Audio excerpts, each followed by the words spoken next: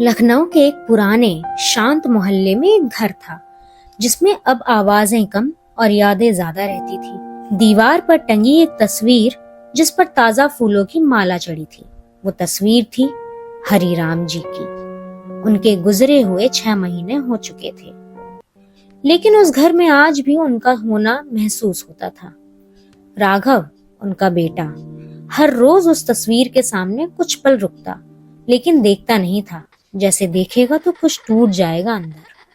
उसके दिल में अजीब सा संघर्ष था, प्यार भी और गहरी शिकायत भी। वो अक्सर सोचता, आपने मेरे लिए कभी समय ही नहीं निकाला, हमेशा दूसरों के लिए ही जीते रहे। एक दोपहर दरवाजे पर दस्तक हुई। पोस्ट!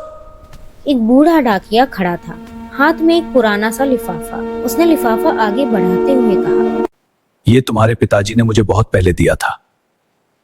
कहा था ठीक 6 महीने बाद देना। राघव का दिल एक पल के लिए रुक सा गया। उसने लिफाफे को देखा, उस पर साफ लिखा था, मौत के 6 महीने बाद।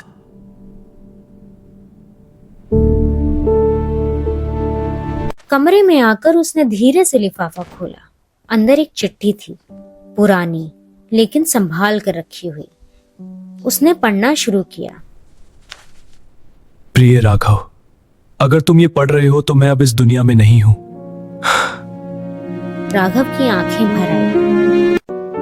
मुझे पता है तुम मुझसे नाराज थे और आज भी हो। मुझे पता है तुम मुझसे नाराज थे और आज भी हो। मेरी एक आखिरी इच्छा है।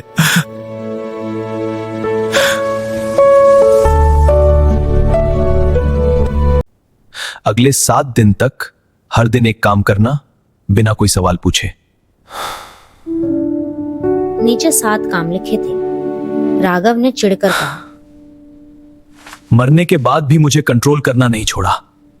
लेकिन दिल के किसी कोने में वो इनकार नहीं कर पाया। पहला दिन, पहला काम था अजनबी की मदद। राघव ने मन मारकर सड़क किनारे बैठे एक बूढ़े आदमी की मदद की। भगवान तुम्हारा भला करे बेटा। राघव को अजीब सा लगा, इतनी छोटी सी मदद और इतनी बड़ी दुआ। दूसरा दिन, राघव एक पुरानी दुकान पर गया। वहां उसने कुछ पैसे दिए। दुकानदार की आंखें भर आई। तुम हरिराम जी के बेटे हो ना? अगर वो ना होते तो ये दुकान आज नहीं होती। ये रख लीजिए। तुम्हारे पापा ने मुझे तब संभाला था जब मैं पूरी तरह टूट चुका था। तुम बिल्कुल अपने पापा जैसे हो। तीसरा दिन, एक गरीब बच्चे का स्कूल में दाखिला कराया।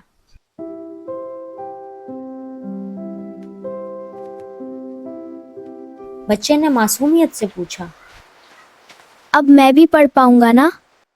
उसकी आंखों में चमक थी और राघव के दिल में हल्की सी गर्माहट। चौथा दिन, एक अकेली औरत की मदद की।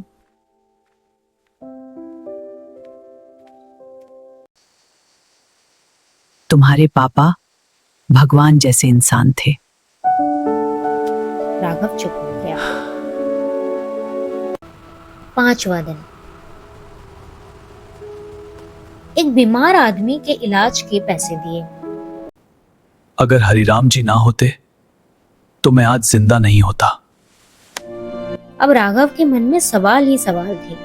पापा, ये सब क्या है?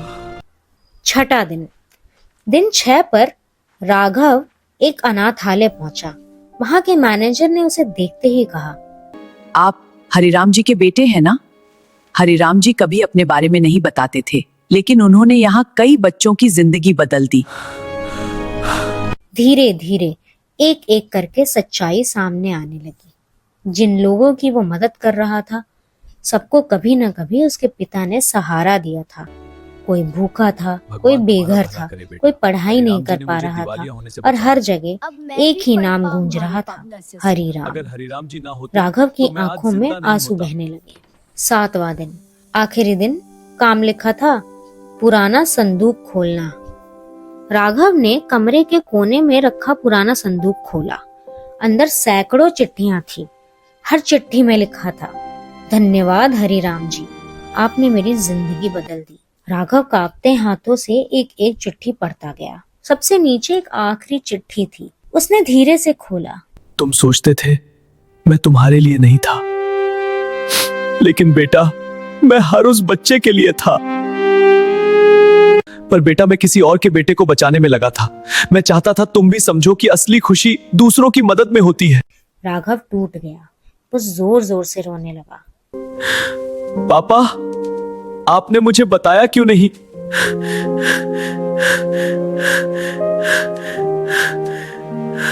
कुछ महीनों बाद लोग कहते थे, हरिराम जी तो चले गए, लेकिन उनकी अच्छाई अभी भी जिंदा है। क्योंकि अब राग वही कर रहा है। दूसरों की मदद बिना किसी दिखावे के। कभी कभी जिनसे हमें शिकायत होती है वही दुनिया के सबसे अच्छे इंसान होते हैं।